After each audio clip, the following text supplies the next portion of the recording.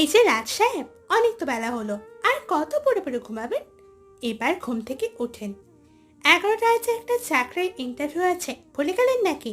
আর কত পড়ে পড়ে আমার বাবার পরিশ্রমের টাকায় কিনা অন্ন ধ্বংস করবেন? আই, উঠবি নাকি পানি ঢালে দিব? আপু, আপনি সবসময় আমার সাথে এমন করেন কেন? ওই ওই, আমি আবার কেমন করলাম? তোর সাথে ঠিকই তো বললাম। কোনো কাজকর্ম নেই, সারাদিন শুধু বাজে বন্ধুদের সাথে আড্ডা দেওয়া আর আমার বাবার অন্ন ধ্বংস করা। চাকরির জন্য তো কত ইন্টারভিউ দিয়েছি, না হলে কি করব? আপনিই বলেন। হবে কি করে? চাকরি করতেও তো যোগ্যতা লাগে, লেখাপড়া জানতে হয়। তোর তো একটাও নেই, না আছে যোগ্যতা, না আছে উচ্চ লেভেলের পড়াশোনা। হুঁ। যেদিন চাকরি পাবো সেদিন আর এখানে থাকবো না, আর মাত্র কয়েকটা দিন এখানে আছি। আচ্ছা, সেটা যেন খুব তাড়াতাড়ি হয়, তাহলে তোর মতো ছোট লোকের হাত থেকে রক্ষা পাবো। আমি আর কিছু বললাম না। ঘড়ির দিকে তাকিয়ে দেখি 10টা বেজে যাবে, তাই তাড়াতাড়ি গিয়ে ফ্রেশ হয়ে নিলাম। তারপর রেডি হয়ে নিচে চলে গেলাম। নিচে যাওয়ার পর, কিরে, এত তাড়াহুড়া করে কোথায় যাচ্ছিস? আর খাবার খাবি না নাকি? চাচি একটা ইন্টারভিউ আছে, আর খেয়ে গেলে লেট হয়ে যাবে, আর আমি বাইরে থেকেই খেয়ে নেব। এখন আসি। এই দাঁড়া, টাকাটা নিয়ে যাবি না নাকি? টাকা নিয়ে যা। না চাচি, টাকা আছে। আপু যা দিয়েছিল এই মাসের খরচ, সেখান থেকে যা আছে তা দিয়েই হবে। আর এমনিতেও তোমরা আমার জন্য অনেক করছো, আশ্রয় দিয়েছো, 3 বেলা খেতে দিচ্ছ, আবার টাকা নেব কিভাবে? খুব বড় হয়ে গেছিস তাই না? আমি বলেছি টাকা নিয়ে যাবি, মানে ব্যাস, টাকা নিয়ে যাবি। চাচি আমার দেরি হয়ে যাচ্ছে, পরে ইন্টারভিউ মিস হয়ে গেলে সমস্যা। আমি গেলাম, আল্লাহ হাফেজ। আরে টাকা তো নিয়ে যাবি। যা। ছেলেটা চলে গেল। নিশ্চয় লামিয়া আজকে আবারও কিছু নিয়ে কথা শুনিয়েছে। মেয়েটাও যে কেন বুঝতে চায় না, সারাক্ষণ শুধু ওর সাথেই লেগে থাকে। ছেলেটা খেয়েও গেল না। এদিকে বাসা থেকে বের হয়ে দাঁড়িয়ে আছি, 5 মিনিটের মতো দাঁড়িয়ে আছি, কোনো সিএনজি বা কোনো গাড়ি পাচ্ছি না।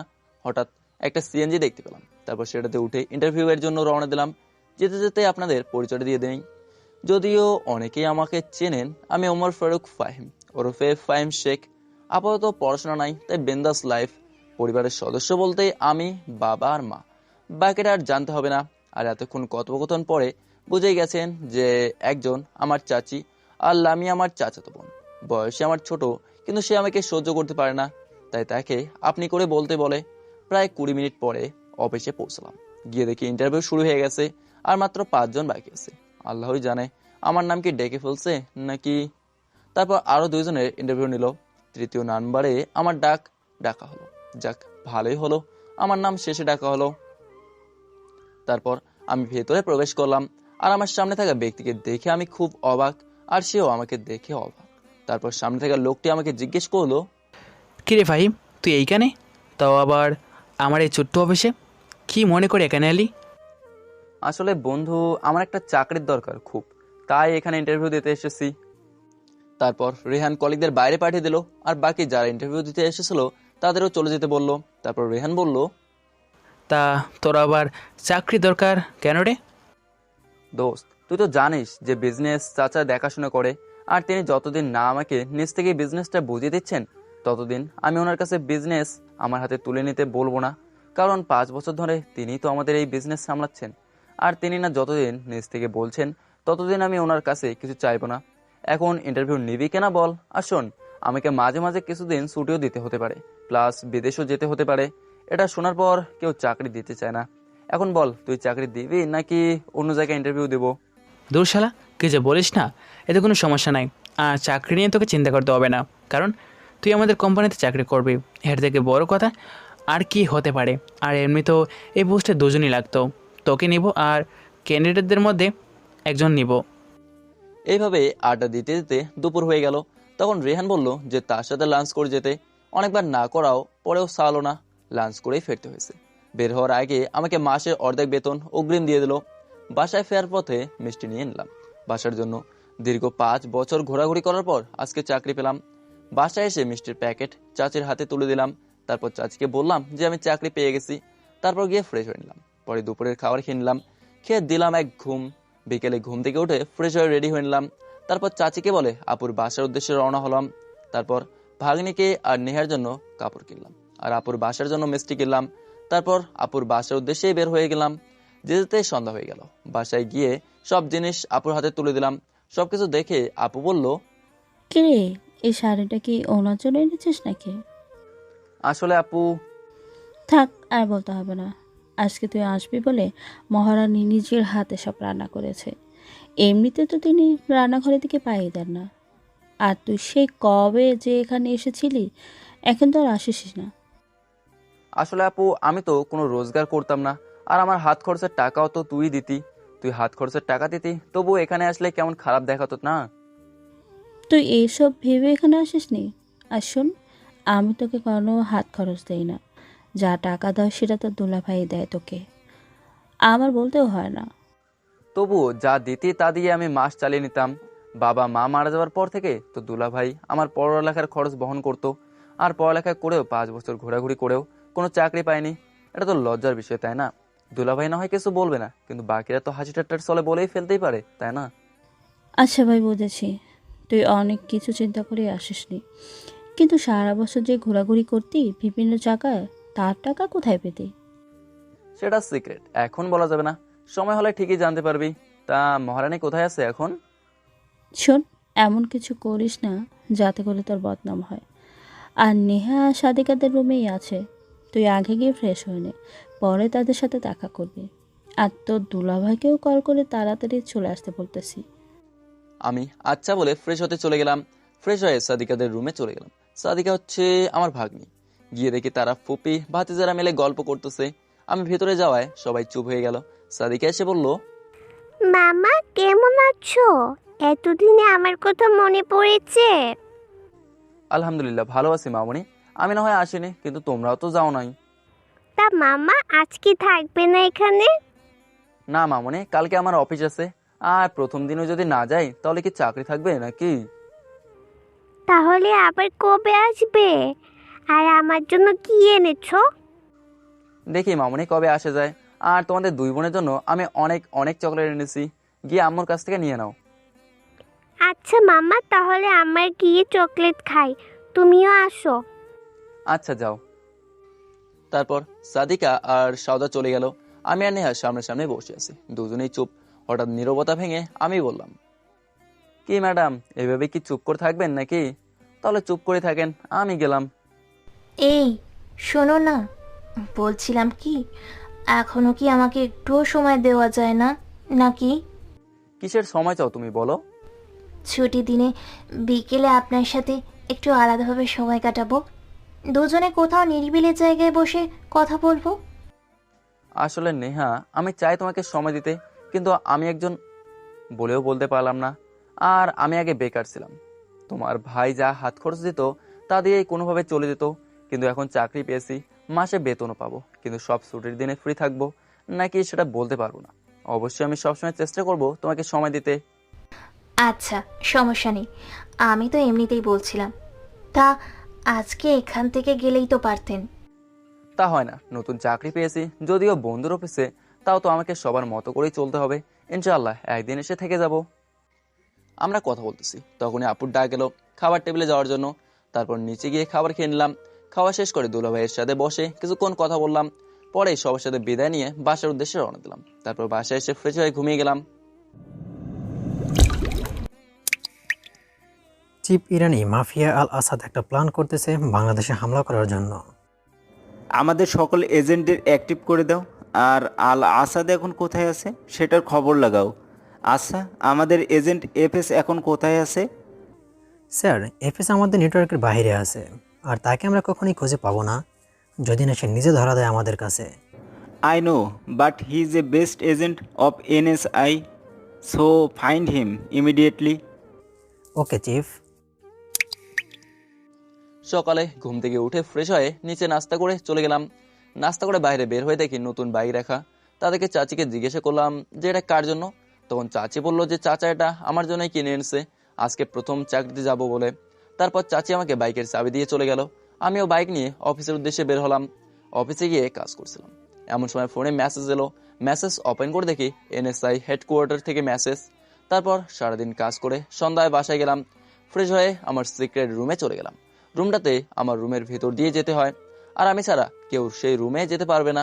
দরজায় ফিঙ্গারপ্রিন্ট দেওয়ার পর দরজা খুলে গেল, সাথে রুমের সব লাইট আর কম্পিউটার ওপেন হয়ে গেল।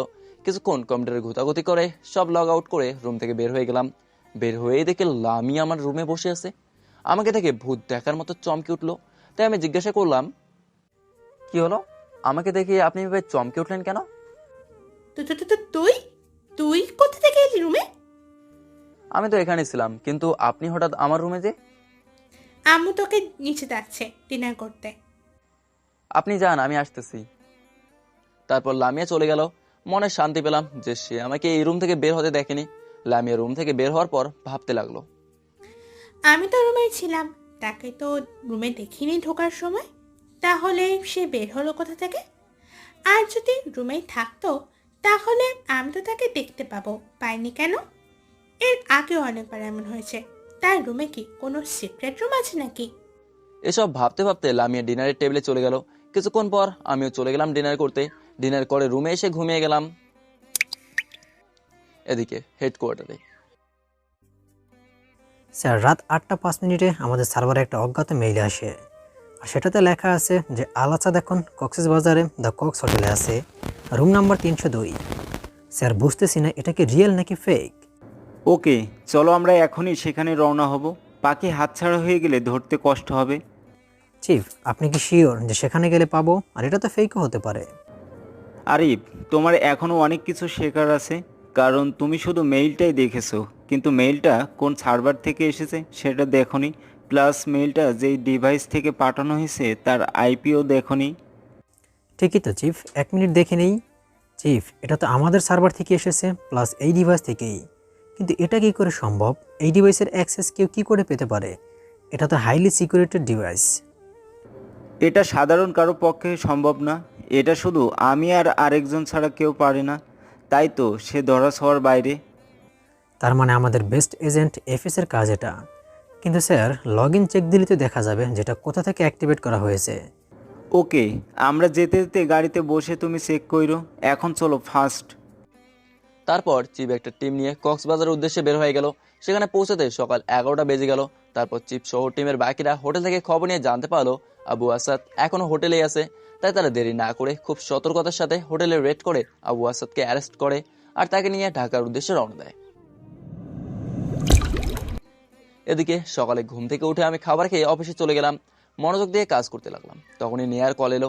রিসিভ করার পর, হ্যালো, আপনি কোথায় আছেন? একটু তাড়াতাড়ি আসুন। কেন, কি হয়েছে? আর তুমি এমন ভয় পেয়ে আছো কেন? আর আমার সেখানে যেতে 10 মিনিটের মতো লেগে যাবে। প্লিজ তাড়াতাড়ি আসুন, আমার খুব ভয় করছে। আচ্ছা, আমি এক্ষুনি আসছি বলে অফিস থেকে বের হয়ে বাইক নিয়ে রওনা দিলাম। কিছুক্ষণ পর সেখানে পৌঁছে গেলাম। গিয়ে নেহাকে খুঁজতে লাগলাম। জায়গাটা খুবই নিরিবিলি, মানুষের যাতায়াত নাই বললেই চলে, কিন্তু নেহাকে কোথাও দেখছি না। হঠাৎ ওই কে যেন আমাকে পেছন থেকে জড়িয়ে ধরলো আর বোঝা যাচ্ছে খুব ভয় পেয়ে আছে, সাথে অনেক ক্লান্ত। তাই দেখি নেহা। তখন আমি বললাম, নেহা, কি হয়েছে তোমার? আর এত ভয় পেয়ে আছো কেন? এখানে কিভাবে এলে? আসলে ওরা, কারা? কাদের কথা বলছো তুমি? আসলে আমি কলেজ থেকে বের হওয়ার পর কিছু ছেলে আমার পিছু নেয়। তাদের থেকে বাঁচতে আমি হাঁটতে হাঁটতে এখানে চলে এসেছি। তারা আমার পিছু ছাড়ছিল না, অনেক কষ্টে ওদের পিছু ছাড়িয়েছি। চলেন আমরা এখান থেকে তাড়াতাড়ি চলে যাই, নাহলে আবার ওরা চলে আসতে পারে। তারপর নেহাকে নিয়ে একটা রেস্টুরেন্টে গেলাম। তারপর দুজনে সেখানে গিয়ে লাঞ্চ করে নিলাম। লাঞ্চ করার সময় টিভিতে খবর দেখতেছিলাম। খবরে শুধু আজকে ওই আতঙ্কবাদী নিয়েই বলতেছে। সবশেষে চিফ বলেন, আজকের মিশনের সম্পূর্ণ ক্রেডিট আমার বেস্ট সিক্রেট এজেন্ট এফএস এর। প্রতিবারের মতো তার সাহায্যেই আমরা এই আতঙ্কবাদীকে আটক করতে পেরেছি। এখনো তাকে কোনো জিজ্ঞাসাবাদ করা হয়নি, তবে তাকে জিজ্ঞাসাবাদ করার জন্য জানতে পারবো যে এই মিশনে আর কে কে ইনভলভ আছে। তখন একজন সাংবাদিক প্রশ্ন করলেন হেড চিফকে, আচ্ছা স্যার, এই ক্রিকেট এজেন্ট এফএসকে কি তার আসল নাম? আর কোথায় থাকে সে? এই সম্পর্কে কিছুই বলতে পারবো না, কারণ সে একজন এনএসআই সিক্রেট এজেন্ট। বলে কনফারেন্স শেষ করে চিফ চলে গেলেন। এদিকে আমি অফিসের কাজ শেষ করে বাসায় চলে আসি। এভাবেই কেটে গেল 3 মাস। একদিন অফিস করে বাসায় ফিরছি। পরে রুমে গিয়ে ফ্রেশ হয়ে নিচে বসে টিভি দেখছিলাম। তখন চাচা এসে আমাকে বলল, ফাহিম, তোর সাথে কিছু কথা ছিল, তুই একটু আমার রুমে আয় তো। চাচা, এখানে বসে বলো না, সমস্যা নাই তো, আমরাই তো। আচ্ছা, তাহলে শুন, আমাদের যেই ফ্যামিলি বিজনেসটা আছে সেটাতে তোর বাবা 70% ছিল, আর আমার 30% ছিল। তোর বাবা তোর আপুর বিয়ের পর আমাকে ডেকে নিয়ে বলেছিল যে এই 70% থেকে 50% দিতে, আর তোর বোনকে 20% দিতে। কিন্তু আমি তোদের বিজনেস সম্পর্কে এই কথাগুলো এতদিন বলিনি, আজকে বললাম। তা হঠাৎ আজকে বলতেছো কেন? কোনো সমস্যা হয়েছে নাকি? সমস্যা আছে বলেই তো বলেছি। এতদিন বলিনি তোর সুরক্ষার জন্য, কারণ তোর বাবা মায়ের মৃত্যু অ্যাক্সিডেন্ট হলেও সেটা ছিল একটা প্ল্যান করা অ্যাক্সিডেন্ট। আর তুই এখন যথেষ্ট পরিমাণের বড় হয়েছিস, নিজের ভালো মন্দ নিজেই বুঝিস। তাই ভাবছিলাম কোম্পানিটা আজ তোদের হাতে তুলে দেবো, আর আমি ম্যানেজার পদ নিয়ে খাবো। আচ্ছা চাচা, তুমি এটা ভাবলে কি করে যে তুমি থাকতে আমি এই কোম্পানি সামলাবো? আর তাহলে আমার বাবা মাকে কে হত্যা করেছে, আর তার শাস্তি হয়নি কেন? আসলে তোর বাবা অনেক ভালো বিজনেস বুঝতো, তাই আমাদের কোম্পানি ছিল বিশ্বের মধ্যে 3য় কোম্পানি, যা একটা ছোট দেশ হয়েও আন্তর্জাতিক বাজারে নিজের নাম তুলে দিতে পেরেছে। তাই অনেক বড় বড় বিজনেসম্যান অনেক প্রপোজাল নিয়ে এসেছিল আমাদের পার্টনার হওয়ার জন্য, কিন্তু তোর বাবা রাজি হয়নি। তাই তোর বাবাকে খুন হতে হয় দুবাইয়ের ডন আবু ওসমানের হাতে। সে তোর বাবাকে মারার জন্য কিছু লোক ভাড়া করে এদেশে। তোর বাবা অ্যাক্সিডেন্টের 1 বছর পর আমি এইসব জানতে পারি। পুলিশও কিছু করতে পারেনি, কারণ আজ পর্যন্ত আবু ওসমান পুলিশের নাগালে পড়েনি। তার অবৈধ ব্যবসা সারা পৃথিবী জুড়ে। আর তুই যখন ছোট ছিলি তাই কিছু বলতে পারিনি। চাচা, তুমি আর এইসব নিয়ে চিন্তা করো না, তার শাস্তি সে নিশ্চয়ই পাবে। আর তাকে কোনো কারাগারে পাঠানো হবে, সরাসরি ওপারে পাঠিয়ে দেওয়া হবে। তুই কি বলতে চাইছিস? দেখ বাবা, এমনিতেই তোর বাবা মাকে হারিয়েছিস, তুইও যদি চলে যাস তাহলে কিভাবে হবে? দেখ, আমরা যেমন জীবনযাপন করছি তেমনি করব, তবু তুই এসব ভাবিস না। চাচা, সময় হলেই দেখতে পাবে। আর আমাকে কিছু কাজের জন্য চট্টগ্রামে যেতে হবে, রাতে রওনা দেব। আচ্ছা ঠিক আছে, যাস। শোন, কয়েকটা কথা বলি। অনেক তো বয়স হলো আর চাকরিও পেয়ে গিয়েছিস, এবার বিয়েটা করে ফেল। এই বিষয়ে আপু আর তোমরা যা ভালো বোঝো করো। আচ্ছা, তাহলে আগামী সপ্তাহেই তোদের বিয়ে। আমরা সব আয়োজন করে ফেলবো, সমস্যা নেই। আচ্ছা, যা ভালো মনে করো তাই করিও, কিন্তু পাত্রীটাকে? সেটা না হয় তোর আপুই ঠিক করবে। আমি আচ্ছা বলে সেখান থেকে চলে এলাম। রুমে গিয়ে ব্যাগ গুছিয়ে নিলাম, তারপর টিকিট বুকিং করলাম। রাতে চট্টগ্রামের উদ্দেশ্যে রওনা দিলাম। যেতে যেতেই সকাল হয়ে গেল। বাস থেকে নেমে হোটেলে চেক ইন করলাম, তারপর ফ্রেশ হয়ে সকালের নাস্তা করলাম। নাস্তা শেষ করে কাজে চলে গেলাম। মানে যেই কাজটা করার জন্য এসেছিলাম সেই কাজটা শেষ করার জন্য একটা নির্জন জায়গায় গেলাম। সেখানে গিয়ে একটা লোককে দেখতে পেলাম, তার কাছে গিয়ে কুশল বিনিময় করে নিলাম। তারপর কাজের কথা বলে আবার হোটেলে ফিরে এলাম। তারপর রেস্ট নিলাম কিছুক্ষণ। বিকেলে উঠে একটু ঘুরতে বের হলাম। ঘোরাঘুরি শেষ করে সন্ধ্যাবেলা হোটেলে ফিরতে হলো। তারপর হোটেলে বিল মিটিয়ে ঢাকার উদ্দেশ্যে রওনা দিলাম। সকালে বাসায় পৌঁছে গেলাম। রুমে গিয়ে ফ্রেশ হয়ে রেস্ট নিলাম। দুপুরে খাওয়া দাওয়া করে কিছুক্ষণ রেস্ট নিয়ে একটু ঘুরতে বের হলাম। আজকে ফ্রি আছি, তাই নেহাকে সাথে নিয়ে যাব ঘুরতে। যেই ভাবা সেই কাজ, তাই আপুর বাসায় চলে গেলাম নেহাকে পিক আপ করতে। কিন্তু সেখানে গিয়ে নেহাকে পাইনি। নেহা নাকি তার এক বান্ধবীর সাথে দেখা করতে গেছে কিছুক্ষণ আগে, তাই একা একাই চলে গেলাম রমনা পার্কে। সুন্দর মনোরম পরিবেশ, হাঁটতেও ভালো লাগে। পার্কে গিয়ে বাইক পার্ক করে 10 টাকার বাদাম কিনে নিলাম হাঁটতে খাওয়ার জন্য। বাদাম খেতে খেতে হাঁটতে লাগলাম। কিছু দূর যাওয়ার পর চোখ আটকে গেল একজোড়া কাপলকে দেখে। তাদের কাছে গিয়ে আরো বেশি অবাক হয়ে গেলাম, কারণ কাপলটা ছিল নেহা সাথে আরেকটা ছেলে। বাহ, ভালো, আপনি না বান্ধবীর সাথে দেখা করতে গেছেন? তাহলে এই আপনার সেই বান্ধবী? ভালো, চালিয়ে যান বলেই সেখান থেকে চলে আসতে লাগলাম। এই যে শুনুন। আমি কিছু শুনতে চাই না। আর কিছু না বলে সেখান থেকে চলে এলাম। বাসায় এসে নিজের রুমে চলে গেলাম। আর সেই সব পুরোনো দিনের কথাগুলো মনে পড়ছে। আমার আর নেহার প্রথম দেখা, তারপর তার সাথে করা দুষ্টুমির কথা, ফ্ল্যাশব্যাক। আপুর বিয়ে হচ্ছে, তাই আমরা সবাই অনেক হইচই করছি, অনেক আনন্দ করছি সবাই মিলে। কিন্তু আবার কষ্টও হচ্ছে যে আপু চলে যাচ্ছে। তারপর আপুর বিয়েটা হয়ে গেল। আপুর সাথে আমি তার বাসায় যাই। বিয়ের আগেই আপুর থেকে জানতে পারি যে আপুর নাকি একটা ননদ আছে আমার বয়সী। সে পড়ালেখায় আমার থেকেও অনেক ভালো। সে নাকি এখন বিদেশে পড়াশোনা করে। কিন্তু তখন নেহার সাথে আমার দেখা হয়নি। আপুর বিয়ের 2 বছর পর বাবা মা একটা অ্যাক্সিডেন্টে মারা যায়। তখন আমি ইন্টার 2য় বর্ষে পড়ি। তাই আমার পড়ালেখার সুবাদে আমাকে আমেরিকা পাঠিয়ে দেওয়া হয়। সেখান থেকে পড়ালেখা শেষ করে দেশে আসার পরে NSI-তে চাকরি পাই। কিন্তু আমার শর্ত ছিল আমি সবার থেকে আলাদাভাবে কাজ করব, আর আমার পরিচয় কখনো কারোর সামনে যেন না আসে। তারপরেই একদিন ভাগ্যক্রমে নেহার সাথে দেখা আমাদের হয়। তারপর তার সাথে তুমুল ঝগড়া হয়, কিন্তু তখনও আমি জানতাম না যে ওই আপুর ননদ। একদিন আমি আপুর বাসায় যাই আমার হাত খরচের কিছু টাকা আনার জন্য। সেখানে গিয়ে আমি অবাক হয়ে যাই, কারণ আপুর বাসায় গিয়ে আবার নেহাকে দেখতে পাই, আর নেহা আমাকে দেখতে পেয়ে অবাক। তাই আমাকে জিজ্ঞেস করলো, এই, আপনি এখানে কি করেন? নিশ্চয়ই আমার পিছু করছেন। আপনাদের মতো ছেলেদের আমি ভালো করেই চিনি। সুন্দরী মেয়ে দেখলেই হয়েছে, তাদের পটানোর ধান্দা শুরু করে দেন। এক্সকিউজ মি, আমি মোটেও আপনার পিছনে নেই। আমার কোনো শখ নেই ময়দা সুন্দরীদের পিছনে ঘোরার।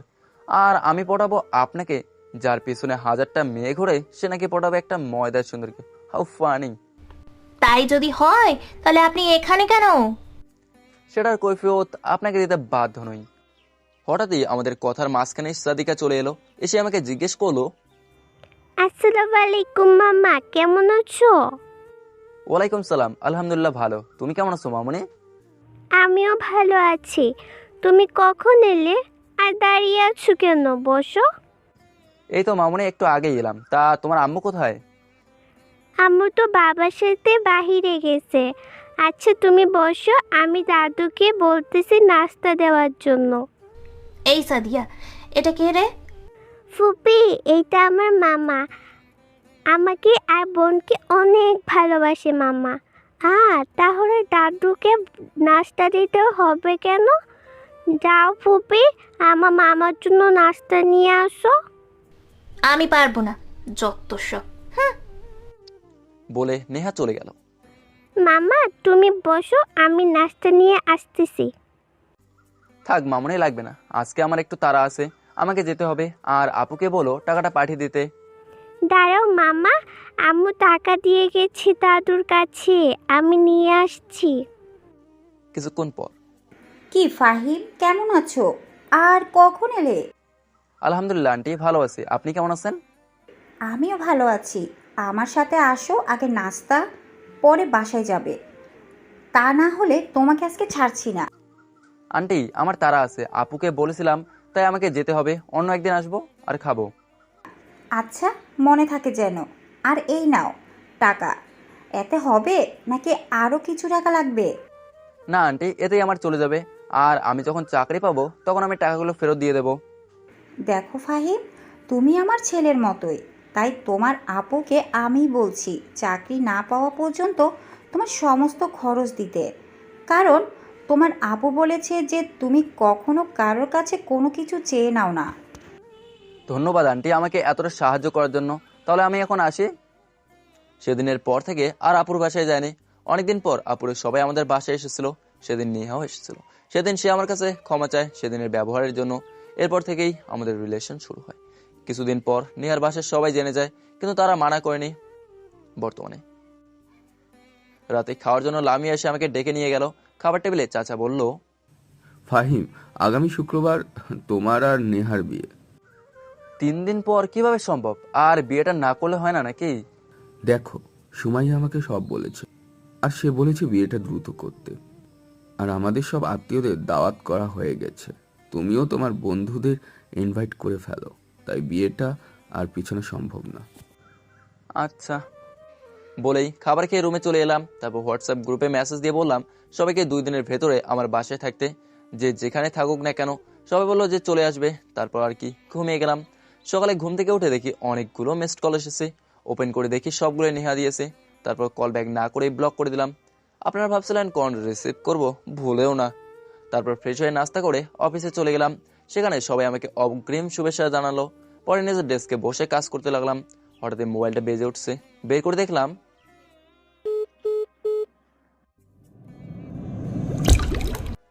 সকালে ঘুম থেকে উঠে দেখি আমার বন্ধুরা সবাই এখানে চলে এসেছে।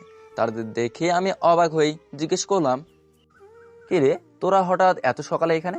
আর সিয়াম, তোর না আমেরিকা যাওয়ার কথা ছিল 2 দিনের লাইগা গতকাল রাতে? তোর বেটা, আমেরিকাতে তেমন করে দরকারে যা ছিল না। আর সব থেকে বড় হলো তোর বিয়ের কাজকর্ম, এইগুলোর পরের বিষয়। আর শালা, তুই তো বলছিলি 2 দিনের ভেতরে এখানে থাকতে, কিন্তু কী কারণে তা বলিস নাই। চাচা গতকাল কল করে বলে যে তোর বিয়ে, তাই আজকে চলে আসতে, তাই আমরা চলে এলাম। যাক এসেছিস, ভালোই হলো। এখন চাচার সাথে হাতে হাতে সব কাজ করে দিবি, আর আমি শুধু দেখবো যে তোরা কাজ ঠিক মতো করিস কিনা। তাদের সাথে কথা বলছিলাম কিভাবে সাজালে বাইরে সুন্দর হবে, তখনই আপুর কল রিসিভ করে, হ্যাঁ আপু বল, কোনো সমস্যা নাকি? ভাবি ব্যস্ত আছেন? ও আচ্ছা, দোস্ত তোরা এখানে বস, আমি একটু আসতেছি বলে একটু সাইডে চলে গেলাম। তা আপনি হঠাৎ করে কল দিলেন যে, বিয়েটা ভেঙে দেওয়ার জন্য নাকি? আমি আগেই বলে দিচ্ছি, বিয়েটা আমার পক্ষে ভাঙা সম্ভব না, কারণ এই বিয়েতে লুকিয়ে আছে দুই পরিবারের সম্মান। আমি এজন্য কল দেইনি, আসলে ও বুঝতে পারছি যে আপনার বয়ফ্রেন্ড আপনাকে হুমকি দিচ্ছে, আপনি এই বিয়ে করলে সে সুইসাইড করবে। এতে আমার কিচ্ছু যায় আসে না, এখন রাখি, অনেক কাজ বাকি আছে বলেই কল কেটে দিলাম। আসলেই তো আমরা এই বিয়েটা ভেঙে দেওয়া উচিত, কারণ সে তো এখন আর আমাকে ভালোবাসে না, সে হয়তো অন্য কাউকে ভালোবাসে, আর তাকেই তো বিয়ে করা উচিত যাকে ভালোবাসে যায়। তারপর আবার বন্ধুদের কাছে চলে এলাম। পরে হলুদের অনুষ্ঠানে কি করা যায় আর বাড়িটা কোন ডেকোরেশনকে দিয়ে সাজানো যায় সেসব নিয়েই কথা বলতে লাগলাম। চাচাও আমাদের সাথে যোগ দিলেন। অপরদিকে নেহা আমার সাথে কথা শেষ করে নিজের ঘরে চুপচাপ বসে আছে, মন খারাপ করে, সাথে কান্নাও করছে। হঠাৎ আপু নেহার কাছ থেকে আপুর ফোন আনতে গিয়ে দেখে নেহার এই অবস্থা। আপু নেহাকে জিজ্ঞেস করে কি হয়েছে। নেহা বলতে চায়নি, অনেক জোরাজোরি করায় নেহা বলল, আসলে ভাবি কালকে যে উনি আসবেন আমি জানতাম না। গত বলেছিলাম না আপনাকে যে আমার এক বান্ধবীর সাথে দেখা করতে যাব। হ্যাঁ বলেছিল, আর তুমিও তো গিয়েছিলে, কিন্তু সমস্যা কোথায় হলো? আসলে ভাবি আমার বান্ধবীর বাসায় যাওয়ার পর ও ওর স্বামীর সাথে ঘুরতে যাবে বললো, সাথে আমাকেও নিয়ে গেল। হঠাৎ তার একটা কল আসে, সে কথা বলার জন্য সাইডে চলে যায়, আর তখন আমি ওর জামাইয়ের সাথে কথা বলছিলাম।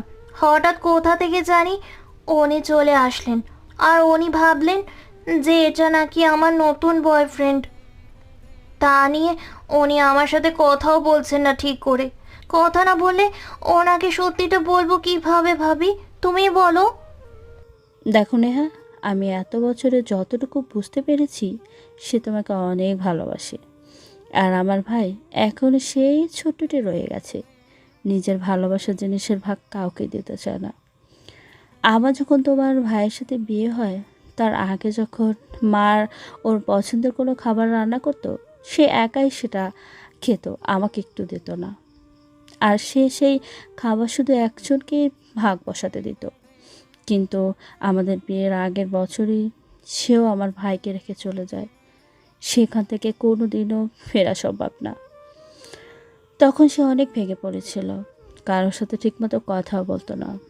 তুমি কখনো ভাবতে চেষ্টা করোনি যে কী কারণে দুই পরিবারে তোমাদের সম্পর্কের কথা মেনে নিয়েছে? তা ঠিক, ভাইয়াকে আমি অনেকবার জিজ্ঞেস করেছিলাম যে আমাদের ব্যাপারটা এত সহজে মেনে নিল কিভাবে। শুধু আমার দিকে তাকিয়ে দুই পরিবার তোমাদের ভালোবাসার সম্পর্ক মেনে নিয়েছে। কারণ সেদিন আবার ভাই টাকা নিতে এসেছিল, তখন তোমার সাথে ঝগড়া হয় অনেক। মা আমাকে বলেছিল, আমি সেদিন অনেক খুশি হয়েছিলাম, কারণ দীর্ঘ 1.5 বছর পর আমার ভাই কারোর সাথে অনেকক্ষণ কথা বলেছিল। সেদিনে আমি তোমার ভাইয়ের কাছে বলেছিলাম তোমাদের ব্যাপারে, তোমার ভাইও মেনে নিয়েছিল, শুধু বলেছিল যে ভাই চাকরি পেলে তোমাদের বিয়ে হবে। কিন্তু দেখো আল্লাহর কী লীলা খেলা, তার আগেই তোমাদের মতো সম্পর্ক সৃষ্টি হয়ে গেছে। এইসব নিয়ে আর ভাবিও না, সব ঠিক হয়ে যাবে। আর আমি ফাহিমের সাথে কথা বলবো এই বিষয়ে, তুমি চাপ নিও না। এদিকে আমি আমার বন্ধুদের নিয়ে কাজে লেগে পড়লাম। কাজের মধ্যে দিয়ে 2 দিন পার হয়ে গেল। সকাল হলেই সবাই তড়িঘড়ি লাগিয়ে দেবে আমাকে হলুদ লাগিয়ে গোসল করার জন্য। সারা রাত শুধু পার্কের সেই কথাটাই মনে পড়ছিল। কোনো রকমের রাতটা পার করলাম। সকালে ফ্রেশ হয়ে নিলাম, বন্ধুরা উঠে ফ্রেশ হয়ে নিচে চলে আসলো। সবাই মিলে নাস্তা করে নিলাম। কিছুক্ষণ পর গিয়ে ফুল নিয়ে এলো গাড়ি আর আমার রুম সাজাতে। তারপর সবাই গাড়ি সাজাতে ব্যস্ত হয়ে গেল। গাড়ি সাজানোর শেষে একে একে সবাই গোসল করতে চলে গেল।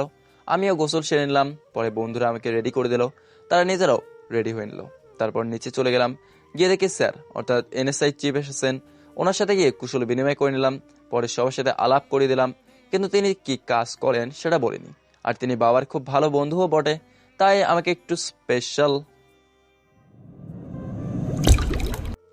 তারপর 1টার দিকে আপুর বাসার মানে আমার হবু শ্বশুর বাড়ির উদ্দেশ্যে রওনা দিলাম।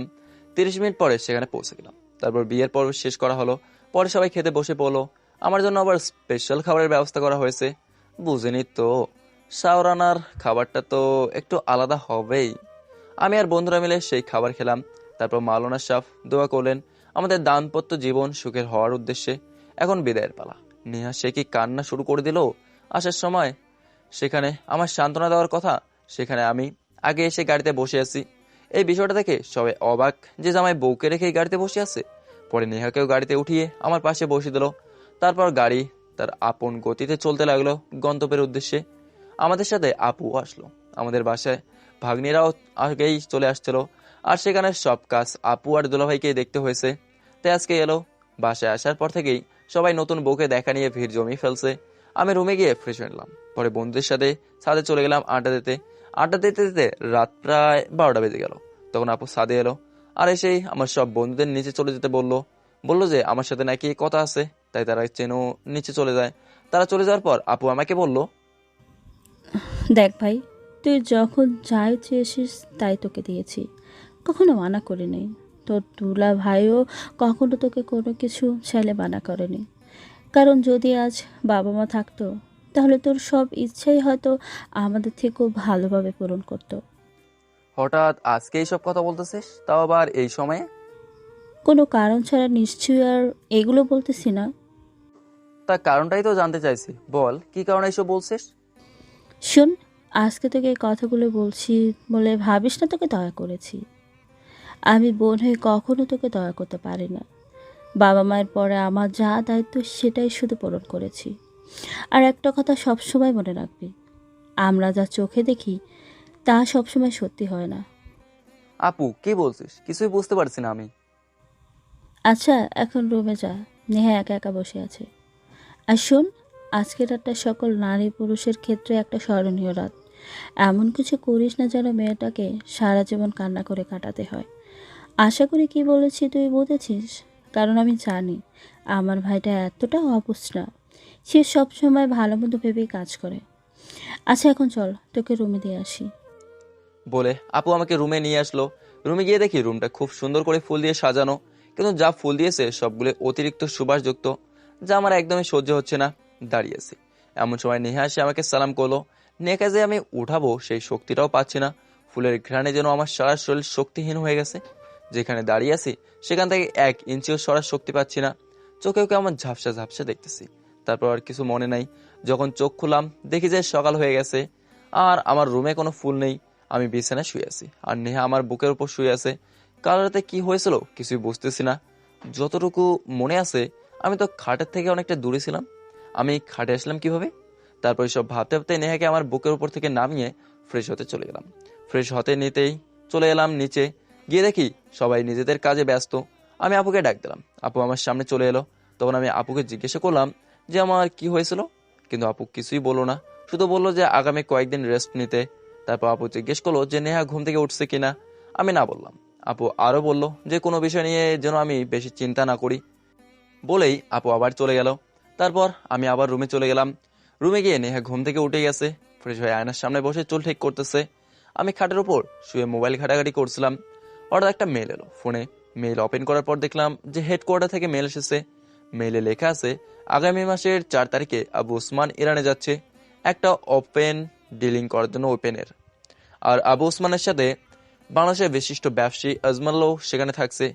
যদি এই ডিলটা হয়ে যায় তাহলে বাংলাদেশের সামনে অনেক বড় বিপদ এগিয়ে আসছে। আর আমাদের এজেন্টদের টিম 3 দিন পরেই সেখানে যাচ্ছে। আমাকেও সেখানে যেতে হবে। আমি মেলের রিপ্লাই বললাম যে আমি তারা যাওয়ার 2 দিন পর যাব, আর আমি সেখানে গিয়ে সব প্ল্যান বলবো। কিছুক্ষণ পর স্যারের কল এলো। আসসালামু আলাইকুম স্যার। ওয়ালাইকুম আসসালাম। তা ফাহিম, শুনলাম তুমি নাকি অসুস্থ? তেমন কিছু নাই, কেমন আছেন আপনি? ভালো থাকি কি করে? 4 তারিখের ডিলটা আটকাতে পারলেই শান্তি। সেদিন কোনো ডিল হবে না, ডিল হবে 3 তারিখ বা 5 তারিখ। কারণ আবু ওসমান ইতিমধ্যে জেনে গেছে যে তাদের এই ডিলের ব্যাপারটা লিক হয়ে গেছে। তাই একদিন আগে বা একদিন পরে ডিল হবে। আর সেদিন আবু ওসমানের সাথে আজমলে ওপেন ডিলিং করে যাবে। এই ডিল কোনো ইরানি মাফিয়ার সাথে হচ্ছে না। আর আজমল গতকালই ইরানের উদ্দেশ্যে চলে গেছে। আজকে মনে হয় সেখানে পৌঁছে গেছে। সেখানে সে ইরানি মাফিয়া দিলীপের অতিশালায় থাকবে। আর ডিলটা সেখানেই হবে। আর সেখানে 50 জন সিকিউরিটি গার্ড থাকবে আজমলকে প্রোটেক্ট করার জন্য। তুমি এত কিছু কিভাবে জানো? যারা আমাকে নিঃস্ব করে দিয়েছে আমি তাদের খবর রাখবো না? এটা কি করে হয়? আমি তো এই দিনটারই অপেক্ষায় করছিলাম, যেদিন এদের দুইজনকেই একসাথে পাবো। বুঝতে পারলাম না, কি বলতেছো? সময় হলেই বুঝতে পারবেন। তাহলে আবার টিকিট পাঠিয়ে দিয়েন, আমি যেদিন বলেছি তার আগের দিন রওনা দেবো। আর একটা কথা, টিম মেম্বারদের সাথে আপনিও যাবেন সেখানে, কারণ আমি আপনাকে প্ল্যান বুঝিয়ে দেবো আর আপনি বাকিদের বুঝিয়ে দেবেন। কিন্তু কাউকে কখনো বলবেন না যে কে এই FS, কি তার পরিচয়, কোথায় থাকে সে, আর এটাও বলবেন না যে আমি তাদের সাথে থাকবো। ওকে। কল কেটে দেখি নেহা আমার সামনে দাঁড়িয়ে আছে। তাই আমি নেহাকে জিজ্ঞেস করলাম, কি হলো, এভাবে দাঁড়িয়ে আছো কেন? আপনার সাথে কিছু কথা আছে। তার আগে বলুন কাকে বলছেন, যে আপনি যে তাদের সাথে আছেন কাউকে যেন না বলে। সব কথা শুনে ফেললো নাকি? কি এত ভাবছেন বলুন। তোমাকে বলতে যাবো কেন, আর তুমি কি বলবে আমি জানি। ডিভোর্স চাইবে তো, যাতে তোমার প্রেমিককে বিয়ে করতে পারো। কিন্তু দুঃখের কথা হলো, আমি তোমাকে কখনোই ডিভোর্স দেবো না। যাকে ভালোবাসি তাকে কি করে অন্যের হতে দেবো? আর হাতে কি? কফি এনেছিলাম আপনার জন্য, আর আপনি ভুল বুঝছেন। আমার কথাটা তো শুনেন। আমি আর কিছু শুনতে চাই না, যা বললাম এটাই ফাইনাল। এখন কফির মগটা দিয়ে এখান থেকে আসতে পারো। নেহা কফির মগটা দিয়ে মনটা খারাপ করে চলে গেল। আমিও আপন মনে ফোন চালাতে চালাতে কফিতে চুমুক দিলাম। কফির স্বাদটা আজকে ভিন্ন লাগতেছে। এটা তো কাকি বা লামিয়ার হাতের বানানো কফি না। সেই পুরনো স্বাদ বারবার মনে পড়ে যাচ্ছে। কফিটা মন মতো হয়েছে। আজকে বউ ভাতের অনুষ্ঠান, আর সেটা অনেক বড় করেই আয়োজন করা হয়েছে। সব আত্মীয় স্বজনের দাওয়াত করা হয়েছে। নেহাও তার বান্ধবীদের দাওয়াত করেছে। নিচে নেমে দেখি সবাই নিজেদের কাজে ব্যস্ত। তখন লামিয়াকে ডেকে বললাম খাবার দিতে, কিন্তু অনেকক্ষণ হয়ে গেল খাবার নিয়ে আসছে না। কিছুক্ষণ পর নেহা আমার জন্য খাবার নিয়ে এলো। আমিও খেতে শুরু করে দিলাম। সেই কখন খেয়েছিলাম, গতকাল রাতে। যা ক্ষুধা পেয়েছিল, তাই এদিক সেদিক না তাকিয়ে খাবার খেতে লাগলাম। বউকে পেয়ে আমাকে ভুলে গেলি বেবি? কথাটা শুনে খাওয়া বাদ দিয়ে পিছনে তাকিয়ে দেখি রিম্পা দাঁড়িয়ে আছে।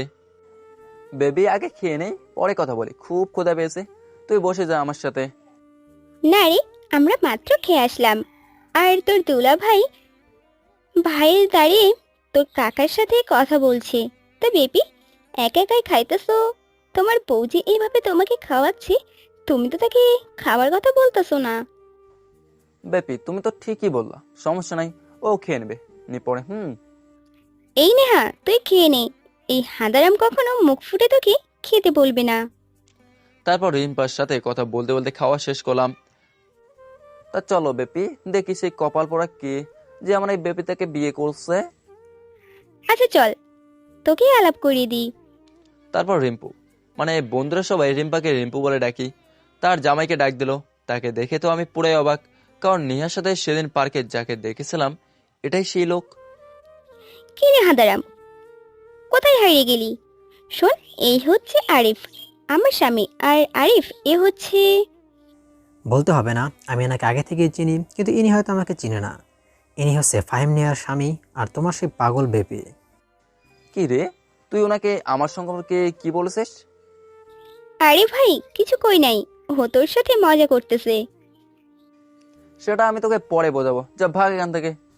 ওনার সাথে আমার কিছু কথা আছে, যদি না যাস তাহলে আমাদের মাঝে যা যা হয়েছিল সব বলে দেব। থাক ভাই, মাপ চাই তোর কাছে। তোর সেই কালো করতে শুনলেও পাগল হয়ে যাবে। যা বাদামির কোটে তুই, তা নিয়ে তো আমাদের প্রায় ঝগড়া হতো। এই তো গুড, সব মনে আছে। এখনো দাঁড়িয়ে আছিস কেন, যা এখান থেকে। তারপর রিম্পু চলে গেল। আমিও আরিফকে নিয়ে ছাদে চলে গেলাম। সেখানে যাওয়ার পর আরিফ বলল, আমি জানি আপনি আমাকে এখানে কেন নিয়ে এসেছেন আর কি বলবেন। মানে বুঝলাম না। আপনি সেদিনের বিষয় সম্পর্কে জানতে আমাকে এখানে নিয়ে এসেছেন। আসলে সেদিন আমরা তোমার বিষয়ে কথা বলছিলাম। আমাদের কথার মাঝখানে হঠাৎ রিম্পুর একটা দরকারি কল আসে, তাই একটু সাইডে যায় কথা বলার জন্য। তখনও নেহার সাথে তোমার সম্পর্কে কথা বলতেছিলাম, কিন্তু হঠাৎ করে তুমি জানি কোথা থেকে চলে আসো আর আমাদের একসাথে দেখে ভুল বোঝো। সবথেকে বড় কথা হচ্ছে আমি নেহার কাজিন। আসলে আমি সেদিন বুঝতে পারিনি, তাই এমন রিয়্যাক্ট করেছিলাম। তার জন্য আমি খুবই দুঃখিত, পারলে ক্ষমা করে দেবেন। দূর, কি যে বলো না, এখন থেকে তুমি নেহার স্বামী, মানে আমার ফুফাতো বোনের স্বামী। তাই আপনি করে না তুমি করেই বলবা। আর আমি সেদিন কিছু মনে করিনি, তোমার জায়গায় আমি থাকলেও আমিও এমনটাই করতাম। কিন্তু একটা কথা মনে রাখবা, কোনো কিছু ভালো করে না দেখে তাড়াহুড়ো করে কোনো বিষয়ে সিদ্ধান্ত নিও না। এতে তুমিই কষ্ট পাবে সবার থেকে বেশি। আরেকটা কথা, আমার পাগলি বোনটা তোমাকে অনেক ভালোবাসে, তাই তাকে কখনো কষ্ট দিও না কিন্তু। যদি শুনি তাকে কষ্ট দাও তাহলে কিন্তু তোমাকে বলরায় নিয়ে বেঁধে রাখবো। সেই ক্ষমতা কিন্তু আমার আছে, কারণ আমি আর্মিতে আছি। সেইখানে যাওয়ার আমার কোনো ইচ্ছা নাই ভাই। আর তাকে কষ্ট দেওয়ার আগে আমাকে 10 বার ভাবতে হবে, কারণ তার ভাবিকে সেটা তো আমার থেকে ভালো করে কেউ জানে না। তাও ঠিক। বলে হাসতে লাগলো। আমাদের কথা শেষ হতে না হতেই রিম্পু ছাদে হাজির এসে বলল, কি হলো, তোমাদের কি কথা শেষ হয়নি নাকি? শেষ হলে নিচে চলো তাড়াতাড়ি, সবাই আসতে শুরু করে দিয়েছে। কি রে, তুই কখন কি গোসল করে রেডি হবি? আজকে তোদের ও বাড়িতে যেতে হবে, তাই তাড়াতাড়ি গিয়ে ফ্রেশ হয়ে নে। আচ্ছা যাচ্ছি বলে চলে গেল। ছাদ থেকে রুমে চলে এলাম। রুমে আসার পর হঠাৎ মাথা ব্যথা শুরু হয়ে গেল, তাই শুয়ে পড়লাম। হঠাৎ দেখে নেহা শাওয়ার নিয়ে মাত্র বের হলো। চুল থেকে বিন্দু বিন্দু পানি গড়িয়ে পড়ছে, নাকে মুখে বিন্দু বিন্দু পানি জমে আছে, কিন্তু মাথা ব্যথার জন্য কিছুই ভালো লাগছে না। শরীর পুরো ঘেমে গেছে। আমার এই অবস্থা দেখে নেহা আমাকে জিজ্ঞেস করলো, আপনার কি হয়েছে, এমন করছেন কেন? আপনার পুরো শরীর দেখি ঘেমে গেছে, আপুকে ডাক দিব নাকি? তেমন কিছু না, মাথাটা খুব ব্যথা করতেছে। আমার ড্রয়ারে দেখো মাথা ব্যথার মলম আছে, ওটা নিয়ে আসো। আচ্ছা, আপনি শুয়ে থাকুন, আমি মলম এলে কপালে মালিশ করে দিচ্ছি। বলেই নেহা মলম আনতে চলে গেল। মলম নিয়ে এসে মাথায় মালিশ করে দিল। এখন একটু ভালো লাগছে, তাই উঠে গোসল করে নিলাম। গোসল শেষ করে পাঞ্জাবি আর জিন্স প্যান্ট পরে নিলাম। পরে আমি আর নেহা নিচে চলে গেলাম। সবাই সেখানেই আছে। গতকাল যারা আসতে পারেনি আজকে তারা এসে বউ দেখা নিয়ে ব্যস্ত। তারপর সবাই খাওয়া দাওয়ার পর্ব শেষ করলো। এবার পালা নেহাদের বাসায় যাওয়ার। সন্ধ্যায় আমরা নেহার বাসার উদ্দেশ্যে রওনা দিলাম। সেখানে পৌঁছাতে পৌঁছাতে 8টা বেজে গেল। তারপর নেহার সাথে তার রুমে গিয়ে ফ্রেশ হয়ে নিলাম। পরে সবার সাথে বসে ডিনার করে নিলাম। আরিফ আর রিম্পু ছিল, তাদের সাথে খাওয়া দাওয়া শেষ করে রুমে চলে গেলাম। গিয়ে মোবাইল নিয়ে বসে পড়লাম। তখন এই রুমে আপু এলো, এসে বলল যে কালকে ডাক্তারের কাছে যেতে। গতকাল নাকি ডাক্তার কিছু টেস্ট লিখে দিয়েছিল, সেগুলো করিয়ে আবার তাকে দেখাতে বলেছে। আমি বললাম ঠিক আছে। পরে আপু চলে গেল। আপু চলে যাওয়ার পর আমি শুয়ে পড়লাম আর ভাবতে লাগলাম কিভাবে নেহার থেকে ক্ষমা চাওয়া যায়। এইসব ভাবতে ভাবতেই ঘুমিয়ে গেলাম। সকালে ঘুম থেকে উঠে ফ্রেশ হয়ে নিলাম। নেহা এখনো ঘুম থেকে ওঠেনি। ফ্রেশ হয়ে নিচে চলে গেলাম। গিয়ে নাস্তা করে ডাক্তারের কাছে চলে গেলাম। আসসালামু আলাইকুম আঙ্কেল, কেমন আছেন? ওয়ালাইকুম আসসালাম। আলহামদুলিল্লাহ ভালো, তুমি কেমন আছো এখন? আলহামদুলিল্লাহ, আমিও ভালো আছি। আপনি নাকি বলেছিলেন কিছু টেস্ট করাতে, তাই এলাম আর কি। হ্যাঁ, সেদিন কী কারণে তুমি সেন্সলেস হয়ে গিয়েছিলে তা জানার জন্য কিছু টেস্ট করতে হবে। তুমি রিদানের সাথে গিয়ে টেস্টগুলো করিয়ে নিয়ে আসো। আচ্ছা আঙ্কেল, আমি যাচ্ছি। তারপর রিতার সাথে গিয়ে সব টেস্ট করে নিলাম। সাথে সিটি স্ক্যানও করছিল, কিন্তু কেন করছি কিছুই বুঝিনি। সব টেস্ট করি আঙ্কেলের কেবিনে চলে এলাম। এসে আচ্ছা আঙ্কেল, বিল কত হলো সেটা তো রিতা বলেনি। সেই সব নিয়ে তোমাকে চিন্তা করতে হবে না, সেটা তোমার চাচা দেখে নেবে। আচ্ছা, আর রিপোর্টগুলো কখন পাবো? বিকালে এসে নিয়ে যেও। আমি আচ্ছা বলে সেখান থেকে চলে আসি। তারপর নেহার জন্য কালো গোলাপ নিলাম 1 গুচ্ছ। নেহার কালো গোলাপ অনেক পছন্দ, তাই নিলাম আর কি। তারপর বাসার উদ্দেশ্যে রওনা দিলাম। বাসায় পৌঁছে ফুলগুলোতে ড্রেসিং টেবিলের উপর রেখে ফ্রেশ হতে চলে গেলাম। ফ্রেশ হয়ে নিচে গেলাম। যাওয়ার পর আপু জিজ্ঞাসা করলো যে রিপোর্ট কখন দেবে। আমি বললাম আঙ্কেল বলেছে বিকেলে গিয়ে নিয়ে আসতে। আপু বললো যে আমার আর যেতে হবে না, দুলাভাই আসার সময় নিয়ে আসবে, আর আমাকে রুমে গিয়ে রেস্ট নিতে বললো। তাই আমি রুমে চলে গেলাম। যাওয়ার আগে আপুকে জিজ্ঞেস করলাম যে নেহা কোথায়। আপু বললো যে ভাগনাদের সাথে ছাদে গেছে। আপুর কাছ থেকে রুমে গেলাম। রুমে গিয়ে ফুলের তোড়া নিয়ে ছাদে চলে গেলাম। গিয়ে দেখি ফুপি ভাতিজারা গল্প করতেছে, তাই আমি তাদের পিছনে দাঁড়িয়ে একটা কাশি দিলাম। তারপর কাশির শব্দ শুনে নেহা আর ভাগনারা চলে যেতে লাগলো। তখন আমি বললাম মামারা তোমরা নিচে যাও তো, তোমার আন্টির সাথে আমার কথা আছে। আচ্ছা মামা। তারপর তারা নিচে চলে গেল। আমি আর নেহা দুজনেই কিছুক্ষণ নীরবতা পালন করলাম। তারপর নীরবতা ভেঙে আমি নেহার সামনে হাঁটু গেড়ে বসে গোলাপের তোড়া এগিয়ে দিয়ে বললাম তুমি এসেছিলে কোনো এক বর্ষা ভেজা রোদের দিনে। সেই বর্ষার পানি দিয়ে মনের সাগর করেছিলে পরিপূর্ণ। বুঝেছিলাম ভুল তোমায়, দিয়েছি অনেক কষ্ট। পারবে কি সব ভুলে করতে ক্ষমা আমায়? যদি করতে পারো ক্ষমা, তাহলে এই গোলাপগুলা গ্রহণ করো আর চলে আসো এই বুকের মাঝে। এসে পরিপূর্ণ করো এই খালি বুকটাকে। কি হলো, কোনো রেসপন্স আসছে না কেন? তাকিয়ে দেখি নেহা এক ধ্যানে আমার দিকে তাকিয়ে আছে। ডাকছি তাও কোনো সাড়া পাচ্ছি না। তাই হালকা ধাক্কা দিয়ে জিজ্ঞেস করলাম কি হলো, এভাবে দাঁড়িয়ে আছো কেন? না মানে কিছুই। আপনি এত সুন্দর ছন্দ বানান কিভাবে? যার এমন একটা সুন্দরী বউ থাকে সে ছন্দ কেন কবিতায় বানিয়ে ফেলতে পারে। যেই না চেহারা আবার আমাকে পটাতে আসছে। তাই গোলাপ কোথায় পেলেন? তোমার জন্যই এনেছি। তা যদি না নিতে চাও তাহলে নিতে হবে না। তোমাদের পাশের বাসার আন্টির মেয়েটা খুব ভালো, আমাকে খুব সম্মান করে, তাই তুমি না নিলে তাকেই দিয়ে দেবো। কি বললেন আপনি? আবার বলেন তো। ওই যে পাশের বাসার আন্টির মেয়েকে ফুলগুলো দিয়ে দেবো। আমার জন্য আনা ফুল কাউকেই দিতে হবে না, এগুলো আমারই থাকবে। আর আমি কি আপনাকে সম্মান করি না নাকি? এটা আমি কখন বললাম? থাক, এখন আর ঝগড়া করতে হবে না। নিচে এসে লাঞ্চ করে নাও তোমরা। তুই কখন এলি আপু? যখন তোরা ঝগড়া করেছিলি তখনই এসেছি। তাড়াতাড়ি আয়, তোর দুলাভাই আজকে আগে চলে এসেছে, নিচে তোদের জন্য অপেক্ষা করছে, আর তোর রিপোর্টও নিয়ে এসেছে। আচ্ছা যা, আমরা আসছি। তারপর আপু চলে গেল, আপুর সাথে আমিও গেলাম, আর নেহা ফুলগুলো রুমে রাখতে চলে গেল। ডাইনিং টেবিলে বসে খাবার খাচ্ছি, তখন দুলাভাই বলল, ফাহিম, আমি তোমার রিপোর্ট ডাক্তারকে দেখিয়ে এসেছি। তিনি বলছেন তোমাকে রেস্টে থাকতে, আর বেশি ঘানযুক্ত কোনো বস্তু বা জায়গায় না যেতে।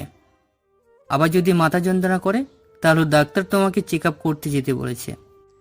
কিন্তু দুলাভাই আমাকে তো 4 দিন পরে ইনানে যেতে হবে একটা কাজে। কোনো কথা না, ডাক্তার যখন বলেছে তখন রেস্টে থাকবে। আপু বোঝার চেষ্টা কর, কাজটা খুবই দরকারি। কোনো কথা হবে না, তাড়াতাড়ি খেয়ে নে। আর আমি রেহানের সাথে কথা বলে নিব। তুই বাড়ি থেকে এক পাও বের হবে না আগামী 7 দিনে। দুলাভাই আপনি তো কিছু বলেন, আমার বিষয়টা বুঝতে চেষ্টা করেন। আচ্ছা, এই বিষয়ে পরে কথা বলি, এখন খেয়ে নাও। তারপর খাবার শেষ করে রুমে চলে এলাম। রুমে এসে শুয়ে শুয়ে ভাবতে লাগলাম, কি এমন রিপোর্টে লেখা আছে যার জন্য আপু আমাকে কোথাও যেতে দিচ্ছে না। এদিকে শোনো, তুমি তো ফাহিমকে বলতেই চাওনি তার কি এমন কি অসুখ হয়েছে। ডাক্তার যেমন তাকে রেস্টে থাকতে বলেছে, তেমনি বলেছে তাকে যেন কোনো কাজে বাধা দেওয়া না হয়, যাতে তার মাথায় প্রেশার পড়ে। আর তার এমন অবস্থায় অপারেশন করা যাবে না, কারণ এতে হিতের বিপরীত হতে পারে। উনি বিদেশে অন্যান্য বন্ধুদের সাথে এই বিষয়ে কথা বলতেছেন, আর ওর অপারেশন করাতে অনেক খরচ হতে পারে, ডাক্তার বলেছে। টাকা কোনো ব্যাপার না, ওর সুস্থতাই দরকার। আচ্ছা, আর তাকে কোনো কিছুতে বাধা দিও না, সাথে নিয়াকেও যেতে বলো, কারণ তার একা যাওয়া তো ঠিক হবে না। আচ্ছা ঠিক আছে। এদিকে যাওয়া নিয়ে ভাবতে ভাবতে কখন যে ঘুমিয়ে গেছি তা মনে নেই। ঘুম থেকে উঠে দেখি সন্ধ্যা হয়ে গেছে। তারপর ফ্রেশ হয়ে রেহানকে কল দিলাম। করে বেটা, বিয়ের দিন গেলি আর তো এলেই না। আরে না রে মামা, একটু কাজের চাপ বেড়ে গেছে। 3 দিন ছুটিতে ছিলাম তো, অনেক ফাইল জমে গেছে, সেগুলো চেক করে সাইন করতে করতে জীবন তেজপাতা হয়ে যাইতেছে। বেশি না মামা, আর 15 দিন পরে আমি আবার অফিসে যাব। কি 15 দিন পরে? যা সারা, বিয়ে করে তো বইয়ের আসলের নিচে আটকে গেছস। না রে মামা, একটা কাজে দেশের বাইরে যেতে হবে, আর শরীরটাও ভালো না, ডাক্তার রেস্টে থাকতে বলছে, আর কাজটাও জরুরি, তাই বিদেশ যেতে হবে। আচ্ছা ঠিক আছে, তাহলে এখন রাখি, বাবাকে সময় দে। বলে কল কেটে দিল। ফোন রেখে তাকিয়ে দেখি আপু দাঁড়িয়ে আছে। তখন আপু বলল, শোন, তুই না বলেছিলি যে দেশের বাইরে যাবি কিছুদিনের জন্য? যেতে পারিস, কিন্তু যাওয়ার সময় নেহাকেও নিয়ে যাস। নতুন বিয়ে করেছিস, এমনিতেও তো ওকে সময় দিতে পারিস নি আগে, তাই দুজন একসাথে যাবি। এই কথা যেন কোনো নজর হয় না। যদি না হয় তাহলে কিন্তু যাওয়া ক্যান্সেল করে দিব। আপু আমি সেখানে ঘুরতে যাচ্ছি না, একটা কাজে যাচ্ছি। আমি কোনো কথা শুনতে চাই না, হয়তো নেহাকে নিয়ে যাবি, নয়তো যাওয়া ক্যান্সেল। আচ্ছা ঠিক আছে, নিয়ে যাবনি। পরে আপু চলে গেল। আমি আঙ্কেলকে মেলে পাঠালাম যে আমার জন্য যেন 2টা টিকিট কাটে। তারপর আর কি, রাতে সবাই মিলে আড্ডা। রাতের খাবার খেয়ে সবাই নিজেদের মতো যার যার রুমে গিয়ে শুয়ে পড়লো। পরের দিন সকালে ঘুম থেকে উঠে আপুকে বললাম যে আজকে আমরা বাসায় চলে যাব। আপু বললো বিকালে চলে যেতে, আমিও হ্যাঁ করে দিলাম। রুমে এসে নেহাকে বললাম যে আমরা আজকে ফিরবো, তাই সব গুছিয়ে নিতে। আজকে যেহেতু শুক্রবার, তাই দুলাভাইও বাসায়। আমি আর দুলাভাই মিলে বাজারে গেলাম। বাজারের সব থেকে বড় মাছটা নিলাম বাসার জন্য। আরও কিছু টুকটাক বাজার করে বাসায় ফিরে আসলাম। বাসায় এসে সকলে নাস্তা করে নিলাম। পরে দুলাভাই, আমি আর ভাগ্নেরা বসে টিভি দেখতে দেখতে গল্প জুড়ে বসলাম। নেহা, আপু আর আন্টি রান্নাঘরে রান্না করতেছে, টিভি আর গল্প করতে করতে আজান দিয়ে দিল। তারপর গিয়ে গোসল করে নামাজে চলে গেলাম। নামাজ শেষ করে বাসায় এসে ফ্রেশ হলাম। তারপর সবাই মিলে লাঞ্চ করলাম। একসাথে লাঞ্চ করে রুমে গিয়ে কিছুক্ষণ রেস্ট নিলাম। বিকেলে আমার বাসার উদ্দেশ্যে রওনা দিলাম। বাসায় আসতে আসতে সন্ধ্যা হয়ে গেল। রাস্তায় অনেক জ্যাম থাকায় বাসায় এসে রুমে গিয়েই ফ্রেশ হয়ে নিলাম। চাচি বাসায় নেই, কোথায় জানি গেছে, রাত হবে ফিরতে।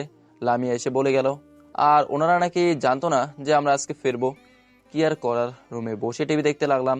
রাত 10টার দিকে নেহা এসে খাবারের জন্য ডাক দিল। নিচে গিয়ে খেয়ে নিলাম। খাওয়া শেষ করে সোফায় বসে টিভি দেখছিলাম, তখনই চাচি চলে এলো। এসেই আমাদের দেখে অবাক। চাচি জিজ্ঞাসা করলো, কিরে তোরা কখন এলি আর আসার আগে জানালি না যে? আসলে চাচি আমাকে একটা কাজে বাইরে যেতে হবে, তাই চলে এলাম আর কি। আর তোমরা নাকি কোথায় দাওয়াতে গেছো, তাই আর কল দেয়নি।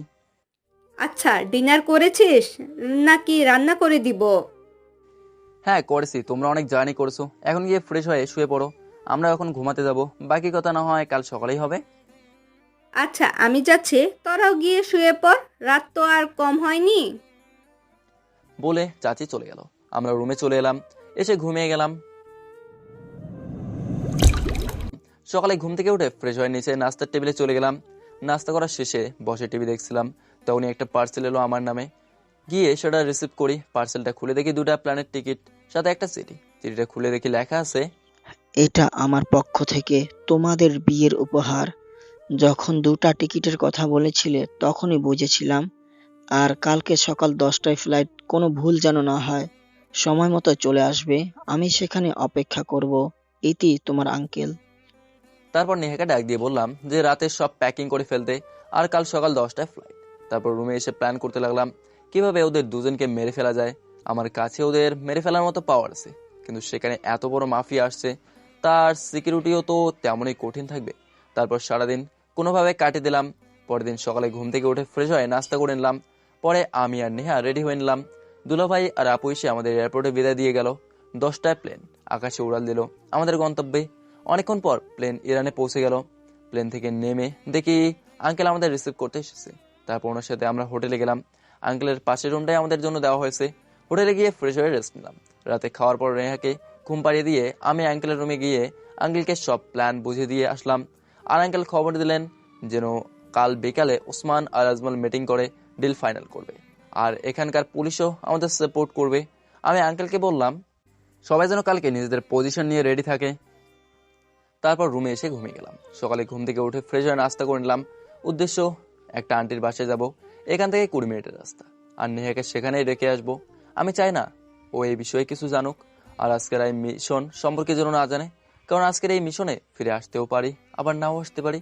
তাই আমার ওর জন্য কষ্ট হচ্ছে। সমস্যা নেই, যদি কিছু হয়েও যায়, মানে মারা যায়, তাও তো সে আর এতদিন আমাকে মনে রাখবে না। একদিন আমি না থাকায় হয়তো আমাকে ভুলে অন্য কাউকে জীবনে জায়গা দেবে। এসব ভাবতে ভাবতে কখন যে চোখে পানি চলে এলো বুঝতেই পারিনি। চোখে পানি দেখে নেহা জিজ্ঞাসা করছিল, আমি উত্তরে বলেছিলাম যে অনেকদিন পর আন্টির বাসায় যাচ্ছি তাই। তারপর আন্টির বাসার উদ্দেশ্যে রওনা দিলাম। কিছুক্ষণ পর আন্টির বাসায় পৌঁছে গেলাম। আন্টি তো আমাদের দেখে মহা খুশি। কাজের চাপে বিয়েতে যেতে পারেনি, ভিডিও কলে আমাদের বিয়ে দেখেছিল। পরে আন্টির সাথে গল্প করে কিছুক্ষণ পরে ফারিয়া অর্থাৎ আন্টির মেয়ে এলো, তখন আন্টি চলে গেল রান্না করতে। দুপুরে আন্টির বাসায় খেলাম। আন্টি জিজ্ঞাসা করলো যে কোথায় উঠছি। আমি হোটেলের কথা বলায় আন্টি খুব রাগ করলো। তিনি বললেন তাদের বাসায় যেন আজকেই চলে আসি, আর যতদিন এখানে আছি তাদের বাসায় থাকতে। অনেক মানা করার পরেও আন্টি রাজি হয়নি, তাই নেহাকে আন্টির বাসায় থাকতে বলে আমি চলে আসি, আর বলে আসি যে ফেরার সময় ব্যাগ নিয়ে ফিরবো। সেখানে এসে আঙ্কেলের কাছে চলে গেলাম। সবাই সেখানে ছিল। আমাকে দেখে সবাই অবাক। সবাই শুধু আঙ্কেলকে আমার কথা জিজ্ঞাসা করছিল। তখন আঙ্কেল বলল যে আমি ওনার বন্ধুর ছেলে, আর এই মিশনে তাদের সাথে থাকবো। তারপর আমরা মিশনের উদ্দেশ্যে বের হয়ে এলাম। দেখলাম সিকিউরিটি অনেক টাইট, আর পুলিশরাও নিজেদের পজিশন নিয়ে রেডি আছে। তারপর আমরা এক এক করে বাইরের গার্ডগুলোকে মেরে দিয়ে ভেতরে প্রবেশ করলাম। এত কিছু পুলিশ সদস্য আহত হয়েছে, তাদেরকে হাসপাতালে পাঠানো হয়েছে। সাথে আমাদেরও একজন এজেন্ট আহত হওয়ায় তাকেও হাসপাতালে পাঠানো হয়েছে। এখন আবু ওসমান আর আজমল খান বেঁচে আছে। ভেতরে ঢোকার সময় যে সামনে পড়ছে তাকে স্ক্যাও মানে গুলি করে মেরে ফেলছি। একেবারে হলরুমে ঢুকে দেখি আবু ওসমান আর আজমল সামনাসামনি বসে কথা বলছে। দরজার শব্দ শুনে তাকে দেখে যে আমরা দাঁড়িয়ে আছি। তাড়াতাড়ি করে পিস্তল বের করে গুলি করতে নিলে আমি আজমলকে মাথা বরাবর গুলি করে দেই, আর সাথে সাথে আজমল মাটিতে লুটিয়ে পড়ে। এবার আবু ওসমানের পালা, আর সে হচ্ছে আন্ডারগ্রাউন্ডের ডন। বিভিন্ন দেশের পুলিশ তাকে খুঁজছে, কিন্তু কেউ ধরতে পারছে না। আর সে এখন আমাদের সামনে দাঁড়িয়ে আছে। অর্ডার হচ্ছে তাকে ধরে নিয়ে যাওয়া, কিন্তু আমি তাকে সরাসরি বুকের বাঁ পাশে গুলি করে দেই। গুলি করার সাথে সাথেই কে যেন মাথার পিছনে জোরে আঘাত করে আর মাথায় প্রচণ্ড যন্ত্রণা করা শুরু করে।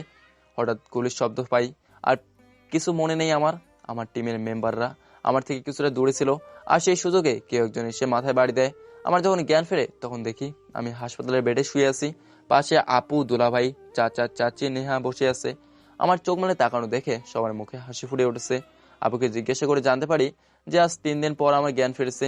সবার মুখে শুধু একটাই প্রশ্ন, যে আমরা ওখানে ঘুরতে এসেছি, তাহলে আমার এই অবস্থা কিভাবে হলো? আর আমি তো আন্টির বাসা থেকে ভালোভাবেই ফিরছিলাম। আসলে আন্টির বাসা। আমি বলার আগেই ডাক্তার চলে এলো, এসে বলতে লাগলো, হাই মিস্টার, এখন কেমন বোধ করছেন? আলহামদুলিল্লাহ ভালো। আর 3 দিন পর আমার জ্ঞান ফিরেছে মানে?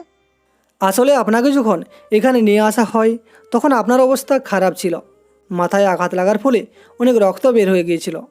এখানে নিয়ে আসার সাথে সাথেই আপনার মাথা আমরা ব্যান্ডেজ করে দিই। তারপর আপনার মাথা স্ক্যান করে দেখতে পাই যে মাথায় একটা টিউমার আছে। সম্ভবত টিউমারটি আপনার ব্রেনের সাথে যুক্ত ছিল। আপনার মাথায় আঘাত লাগার ফলে টিউমারটি ব্রেন থেকে আলাদা হয়ে যায়, আর সেই সুযোগে আমরা অপারেশনটা করে সেটা বের করতে সক্ষম হয়েছি।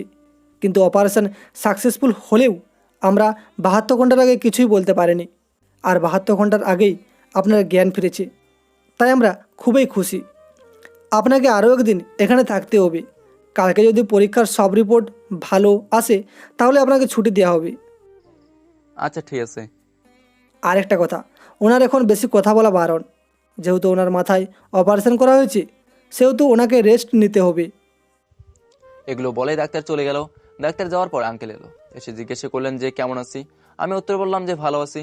তখন কথায় কথায় আপু আঙ্কেলকে জিজ্ঞাসা করে বসলেন যে উনি এখানে কিভাবে, আর আমার দেখাই বা ওনার সাথে কিভাবে হলো। তখন আঙ্কেল আমার দিকে তাকালেন। আমি সেটা ওনাকে না বলতে বললাম, কিন্তু তিনি আমার কথা শুনলেন না। তিনি সবাইকে সবটা বলে দিলেন। এটাও বলে দিলেন যে আমি এনএসআই এর সেই সিক্রেট এজেন্ট যার নাম সবাই জানে, কিন্তু তাকে চোখে দেখার ভাগ্য কারো হয়নি। তিনি একেবারে শুরু থেকে শেষ পর্যন্ত সব বলে দিল গড় গড় করে। ওনার কথা শুনে সবাই আমার দিকে চোখ গরম করে তাকালো আর বকাঝকা শুরু করে দিল। দীর্ঘ 2 ঘন্টা বকাঝকা করে সবাই চুপ হয়ে গেল। প্রায় সন্ধ্যা হয়ে এসেছে, তাই আপুরে সবাই আন্টির বাসায় চলে গেল। সবাই এসে আমার সাথে কথা বলছে, শুধু নেহা আমার সাথে কোনো কথা বলেনি, আমার পাশে শুধু বসেছিল। তাই আমি জিজ্ঞাসা করলাম, কি হলো? সবাই কথা বললো আমার সাথে, শুধু তুমি কেন কথা বলো নি? মন খারাপ কেন? কি হয়েছে বলো আমাকে। কি হলো বলো, কি হয়েছে? কি বলবো? আমি কি আপনার কেউ হই নাকি যে আপনি করেন তা আমি জানতে পারবো না আর আপনার কাছে আমার সমস্যার কথা বলবো? আমি তো আপনার কেউ হই না। ও, এই জন্য আমার বউটা রাগ করে আছে। আচ্ছা সরি, আমার ভুল হয়ে গেছে, এবারের মতো ক্ষমা করে দাও। একটা শর্তে করতে পারি, যদি শর্তটা মেনে নেন। কি সেই শর্ত? দেশে গিয়ে সুস্থ হওয়ার পর 1 মাস আমাকে নিয়ে বিভিন্ন জায়গায় ঘুরতে হবে। আচ্ছা ঠিক আছে, এবার একটা হাসি দাও। আগে শর্ত পালন করেন, তারপর দেখা যাবে। রাতে আপু আর দুলাভাই এসে খাবার দিয়ে গেল। খাবার খেয়ে ঘুমিয়ে গেলাম। সকালে ঘুম থেকে উঠে ফ্রেশ হয়ে নিলাম। পরে আপু আর দুলাভাই খাবার নিয়ে গেল, খাবার খেয়ে নিলাম। কিছুক্ষণ পর ডাক্তার এসে আমাকে নিয়ে গেলাম চেক আপ করতে। চেক আপ করানোর পর সব রিপোর্ট নর্মাল এসেছে, তাই ডাক্তার আমাকে রিলিজ করে দিয়েছে আর কিছু ওষুধ লিখে দিয়েছে। বলেছে 1 মাস এই ওষুধ খেলেই সেলাই করা যাবে, শুকিয়ে যাবে। ডাক্তারের কাছ থেকে বিদায় নিয়ে আন্টির বাসায় চলে গেলাম। আর কাল সকালে আমাদের ফ্লাইট, বাংলাদেশে আমরা সবাই ফিরে যাব কাল।